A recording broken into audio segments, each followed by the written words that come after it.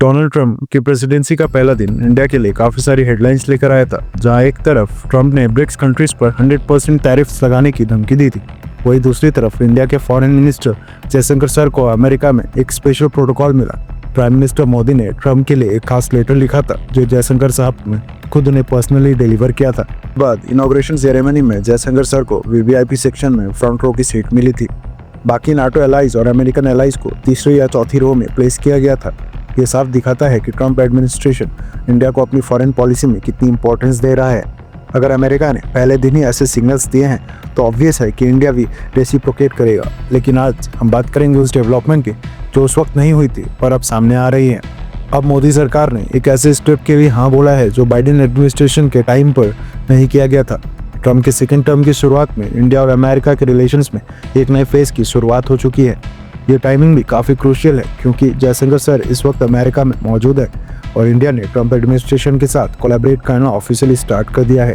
यह भी समझना जरूरी है कि ट्रंप के री इलेक्शन में उनके एंटी इमिग्रेशन कैंपेन का बहुत बड़ा रोल था। ट्रंप का सबसे बड़ा वोटर बेस उन अमेरिकन का है जो इलीगल इमिग्रेशन के खिलाफ हैं। ट्रंप ने अपने डे 1 पर ही यूएस बॉर्डर पर नेशनल इमरजेंसी डिक्लेयर कर दी थी और उन्होंने बॉर्डर वॉल के कंस्ट्रक्शन को दोबारा शुरू करने का ऑर्डर दिया था। इंडिया को पता है कि इलीगल इमिग्रेंट्स को रोकना ट्रंप की टॉप प्रायोरिटी है, इसलिए मोदी सरकार ने ट्रंप को एक रिलेटेड गुड न्यूज़ देने का फैसला किया है। के मुताबिक मोदी गवर्नमेंट ने 18,000 इलीगल इंडियन इमिग्रेंट्स को अमेरिका से वापस लाने के लिए ग्रीन सिग्नल दे दिया है। ये वो लोग हैं जो मेक्सिको बॉर्डर के जरिए इलीगल तरीके से यूएस में घुसे थे और जिनके पास प्रॉपर डॉक्यूमेंटेशन नहीं है। US customs and border protection के डेटा के हिसाब से सिर्फ पिछले साल ही 70,000 से ज़्यादा इंडियंस ने इलीगल तरीके से अमेरिका में एंट्री की थी। इन 18,000 इंडियंस को वापस लाने के लिए स्पेशल फ्लाइट्स का यूज़ होगा और ये प्रोसेस एक लंबे टाइम तक चलने वाला है, शायद 1-2 साल लग जाए। बाकी ओवरऑल देखा जाए तो अमेरिका में इलीगल इंडियंस की संख्या लगभग 7,25,000 है, तो ये 18,000 का नंबर रिलेटिवली छोटा लगता है पर इसका सिंबॉलिक सिग्निफिकेंस काफ़ी बड़ा है। ये मूव ट्रंप एडमिनिस्ट्रेशन के ऑप्टिक्स के लिए काफ़ी पॉजिटिव होगा और इंडिया की तरफ से गुडविल जेस्चर के रूप में देखा जाएगा। मोदी सरकार ट्रंप के साथ अपने रिलेशंस को और मजबूत करना चाहती है ताकि दूसरे स्ट्रेटेजिक एरियाज में दोनों देशों के बीच कोऑपरेशन बना रहे। इंडिया के लिए ये स्टेप एक तरह से ज़रूरी भी था।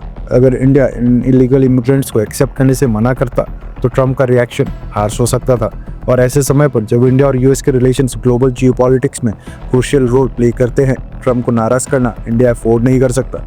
एक तरफ इंडिया अपने इलीगल बांग्लादेशी इमिग्रेंट्स को आइडेंटिफाई करने की कोशिश में लगा हुआ है, तो दूसरी तरफ यूएस के इलीगल इंडियन इमिग्रेंट्स को वापस लेना एक म्यूचुअल अंडरस्टैंडिंग का पार्ट बन गया है। बात जरूर है कि एक छोटा स्टेप है और बड़े लेवल पर इमिग्रेशन प्रॉब्लम को सॉल्व नहीं करता, पर यह एक क्लियर सिग्नल है कि इंडिया और अमेरिका के बीच म्यूचुअल रिस्पेक्ट और कोऑपरेशन के नए चैप्टर्स लिखे जा रहे हैं। मोदी सरकार के इस डिसीजन से एक तरफ ट्रंप सेटिस्फाइड होंगे और दूसरी तरफ इंडिया अपनी फॉरेन पॉलिसी में एक स्ट्रॉन्ग और बैलेंस्ड अप्रोच दिखाएगा।